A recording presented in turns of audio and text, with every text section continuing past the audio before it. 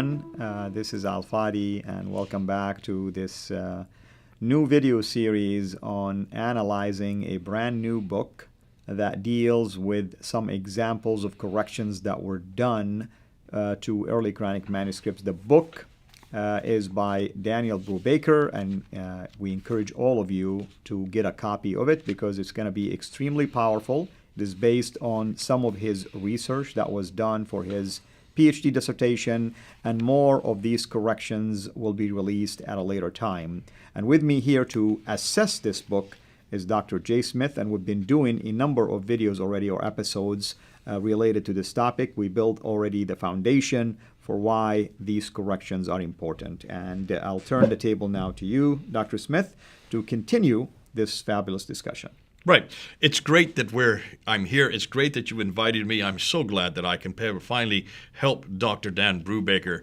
This is the book right here that we're highlighting. It is published. You can get it on Amazon.com. Please go get it. And what we're going to do, and what we said in the last episode, we're just going to unpack each one of his 20 corrections plus one. So let's go to correction number 2. Let's go and look at it. This is an eraser again in the Petropolitanus, which is the manuscript that is in Paris at the Bibliothèque Nationale there. It is from Surah 42, Ayah 21. And Al-Fadi, what is that? What is that word that's there that we're looking at, where the green arrow is pointing? Lahum. Lahum. Okay. Yes. And what does lahum mean? It can mean something like to them, basically. Okay. But that's not what it was originally. That's if you look, you can see there's an eraser underneath. You can barely just where the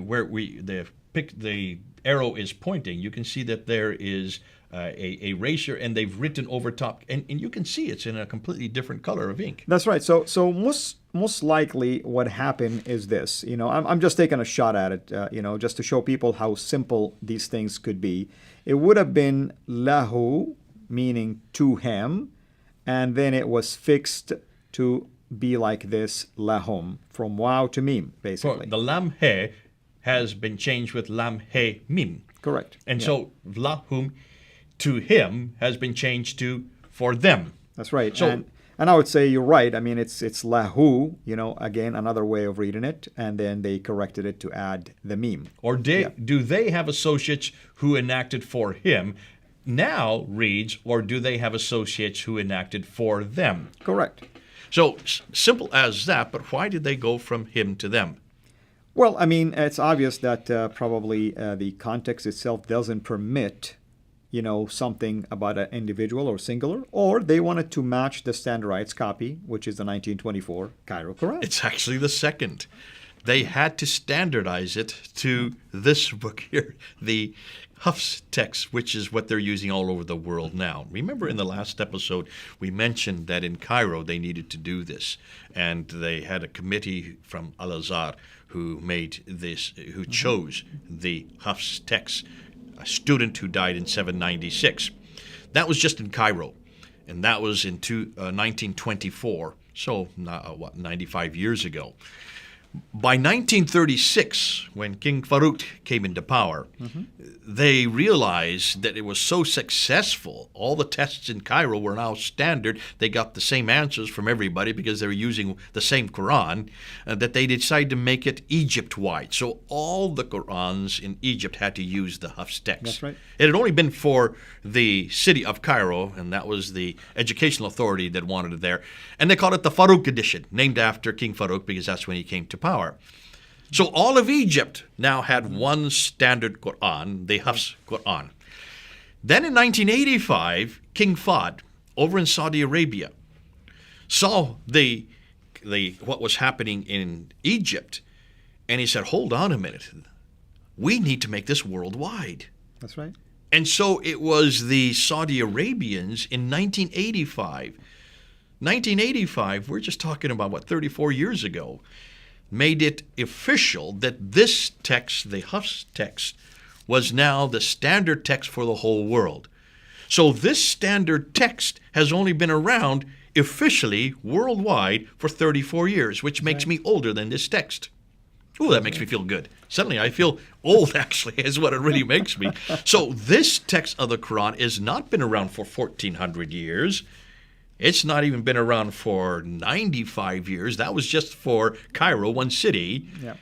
It's not even been around for all of Egypt until 1936. It has only been around for 34 years, this official text. So when Muslims say, yes, they memorized it, and they talk about this girl here and this little boy here who's memorized the entire text, they're listening to this little girl and boy, and they are impressive. They are impressive. What are they reading?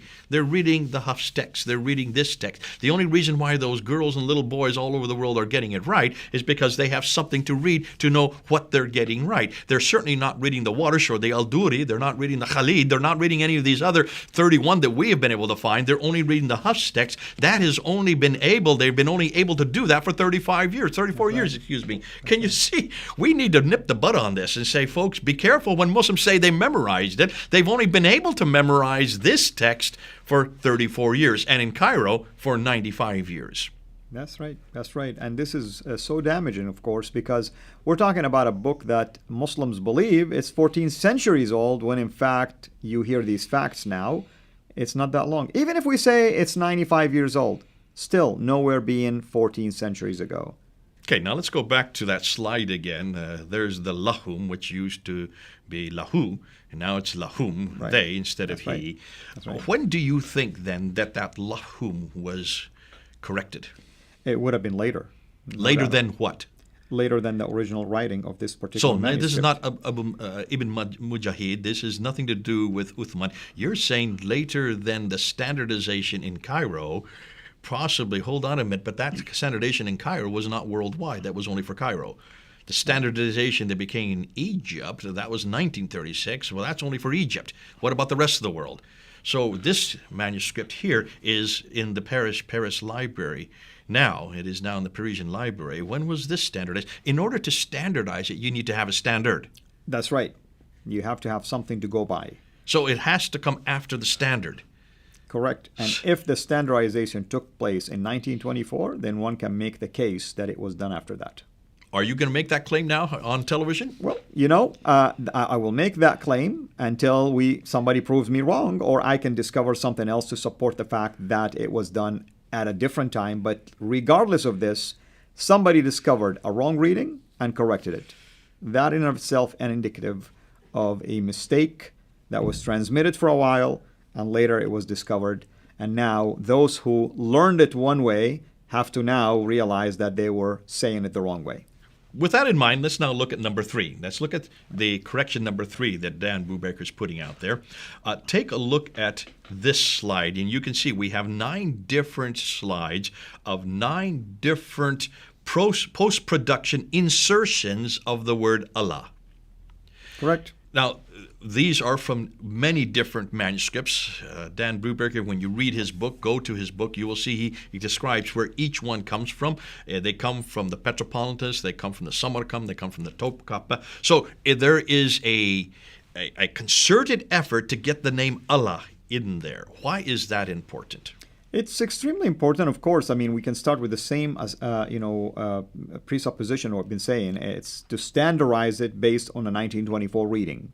That's where you find Allah in there. And obviously, sometimes even to fix the personal pronoun, maybe it wasn't clear, or making a theological change here, indicating that this is speaking about Allah, not a different person. It's imposed. I would say it's even something much more mundane than that. They had to do this because the Hafs text has Allah in it. And that too, like I said, I mean, it's very clear here. You look at it, I mean, it's like it was added right here. We're going to show it right now. There you can see it. Look at the blue arrows, the green circles that are coming up. Every one of those, you can see where the Allah has been added. One after another, all 9 of them up there. Now, Dan has found 12 of them. He just has 9 on this page. So this is only 9 examples of 12 that he has found. Primarily, he said, from the Fustat Umayyad Codex, which the Fustat is the city of Fustat outside of Cairo. Yeah, and I shared with him some information also about the Samarkand, and he's still analyzing it. So these are all post-production. These are human intervention. Absolutely. Looks like they're standardizing, and they're not even trying to hide this. This is above the line. This is, you can, in many cases, it's with a completely different nib. Yeah, they're squeezing it between two words. So you can sometimes squeeze, you're right, Yeah. much thinner. Yeah. It's much later. These are darker. As you can see, these are standardization of a text to a standard. The standard only came into existence in 1924. We're going to keep reminding people of that. All of this had to have happened possibly, more than likely, after 1924. It's almost like Allah forgot about his name. That's basically what it was. You can understand why this is so damaging. Now let's go to number 4, because here you have a eraser in the Marcel II. Now this, let me just explain. The Marcel II is from the National Library of Russia. Anytime you see NLR, that's the National Library of Russia, which is in St. Petersburg. These are all of Dan's pictures. He went there physically, we got permission from the authorities there in St. Petersburg in Russia, and he was able to take these pictures. So this is from Surah 30. That means chapter 30, verse 9. Right. Now, it is an eraser, but there's nothing to replace it. Why is that damaging? To me, that is hugely damaging. Well, because, I mean, here's what happened. They kind of like stuck with this word that is before it, and they had a choice. You erase the other word and elongate it, but it will look very obvious. Or it's possible that somebody just didn't bother to make any enhancements after they erased the word that they felt like it shouldn't be there, or we don't want to read it. The word at the front is akibatu, which is the fate, and aladina, yes, which is of those, comes after it. So something was in between the fate and of those that had to be erased, had to be eradicated, had to be censored. Correct. Obviously, how would they have known what to censor it unless they had a standard from which to and it's quite compare possible it with? There is nothing at that time that makes him compare it to, other than maybe the standard, the 1924, doesn't have anything in here, and therefore they had to erase anything that was added. Now, Dan says that the size of the eraser suggests a word which was 4 to 6 letters, and he said there are some possibilities. He said it could be kulumin, all of, or katiran min, most of, or it could have been also al-Yahud, which is the Jews, right, and or al-Nas, which is the people. So there are many possibilities what you could have put in there. So it could have been the fate of the Jews, of those Jews. It could have been the fate of all of them or most of them. So there's many ways you could put it. But it's obviously, though that would have been fit to put those words in there, they could not keep that word in there or those words in there because that would not parallel the Huf's text that we're using today. Right. So this is sheer censorship for no other reason than to standardize the text. And the standardization, let's focus here. We're not talking it was done early on. It's done later, 14 centuries later, which mean there could be a possibility down the road another standardization might take place. I would suggest that all is a standardization that's been since 1924. Now, let's take a look at this book. The next slide we want to look at actually goes to this cover here. Take a look at this cover, and you can see this is the cover he has on his book, The 20 Examples of Correction. This is correction number 5, chapter 6, verse 91 to chapter 6, verse 97. Surah 6, ayah 91 to 6, ayah 97. This is from the Museum of Islamic Arts in Doha, which is in Qatar. This is one, again, that he took. This fascinating. He's looking at 4 different problems here with just this one page. That's why I think he put it on his front cover. The word Allahi. Why don't you read it there? The word Allahi, against him. That's right. Has been written over in chapter 6, verse 93. And following the words, and go ahead, can you read that? The words in there, bima kuntum taquluna. For what you, plural, used to say. Correct. Yet Allahi is not in the 1924 Huf's text. Here's a problem. It's not in the standard text. That means it's part of a different reading. So that's number 1. Can you see number 1? It's up the top there. So this is fascinating. And I can show the people. It's right here. This is the one that we're talking about. So is an eraser. They had to erase it, and then they had to introduce this word there in order to standardize it. Can you see it's in a different ink that he's circled there? Absolutely. Can you see it's also in a different style of handwriting? That's right. Much, much later. Now let's look at number 2, which is just below it to the right. Allah, about right Allah. Here. That's right. Has been written in the margins. It's not even in the script. They're not even trying to get it in the script. They're not putting it above the line or below the line like they do many times. They're putting it off to the side in the margin itself. But oddly, they didn't bother to erase Alehi. That it is intended to supplant. They were supposed to erase Alehi. And that's the thing. Here's what I meant earlier, that they have looked at this inseparable pronoun and they replaced it with Allah to indicate that this inseparable pronoun has to do with Allah. But the problem is they did it and they forgot the old one. To me, this is ineptitude. Yeah. Fascinating that someone who knows Arabic that well, because this would be a native speaker in order to write this, and this is in Doha, so this is and now this is the one that matches the Hafs. This is now the actually the Allah is the Hafs text. That's right. This is the one. Is not there. This is the one that matches. They corrected it to match, and they forgot the older one. So that's already 2 problems we see on this page. But here's what's so problem about this. I mean, somebody might come back and say, well, it's still saying the same thing, alayhi, meaning indicating now the him has to do with Allah. That's great. You can say this, But you told me it was preserved in the heaven. So which way it was preserved? Yes. And if they're going to preserve it the way they think it is in heaven, why didn't they erase what there shouldn't be there? That's right. And who decided what wasn't in heaven? Caught with red-handed, so to speak, with their hands still in the candy jar. Number 3. Now That's why he was red. The word aladina, whom, has been inserted where it was at first omitted. And there you can see, if you could just circle it. Right here. There you go. You circled it in yellow there. It has been inserted. It needs to be there because it's in the Hafs text. Yep. Since it's in the Hafs text, canonized in 1924, they've got to insert. Can you see it's a different color? Can you see it's a different? Absolutely. I mean, you can spot it from far away. I mean, it's darker, it's fresher, different writing style, and it's odd. The location of it is odd. So that's number 3. Now let's go to the bottom of that slide, and you can see number 4. Here's the 4th problem. It seems pretty evident. You can just look at it. That's you can right. see there's a Right problem. here. And the word ya'lamun, they know, has been written over an eraser. So there was a word there. What's fascinating, they didn't erase it well enough. They should have done a little bit better job. Maybe they needed more modern pencils. The shadow of the original text can still be seen, and it appears to be baha. Now those are the letters. That's the consonant letters. There could be all kinds of different words. That's right. Dan's going to go into that and explain that more in his book. Absolutely. But can you see, you have at the very top of the page a word that they should have erased. They didn't. They kept it in there. A word that has been added to the margin, which should be where the word they should have erased is.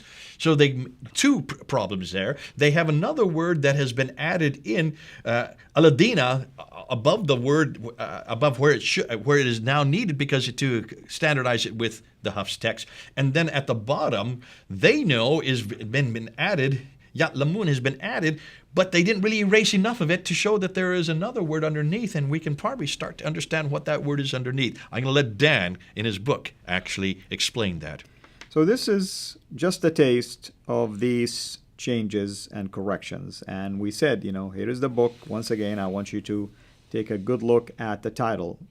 20 examples. In fact, Jay mentioned there is 21 examples. And if we want to really, give you a more clearer idea about the different corrections that Daniel looked at, it's in the thousands, as you heard. So this is just a taste of some of these things that existed in the early Quranic manuscript. And this is the intent of this series, is to highlight at least this particular book, but that's only a flavor of what is to come. Anything else you want to add, Jay? No, you've summarized it very well. We will then move into correction number 6 in the next episode as we unpack it, show the significance, and showing that in every case, every one of these corrections are a standardization, a censorship, a need to try to create one Quran. All of them done by humans. In every case, this is done by human hand. And that's what we mean by the fact that the Quran is a product of human hands. It is not a divine book. Nowhere that it was revealed from heaven, and evidence is that people have been taking the liberty of making changes, all the way starting with Uthman, if we want to go that far. He decided what dialects should be in, and from there, people decided what standard reading should be used. Hopefully you're enjoying this series. Till we meet again, have a blessed day. Thanks for watching. Make sure to like and subscribe. Also, hit the bell so that you don't miss future videos. And please consider becoming a patron at patreon.com/Sira International. And together we can introduce Muslims to the gospel of Jesus Christ. Thank you.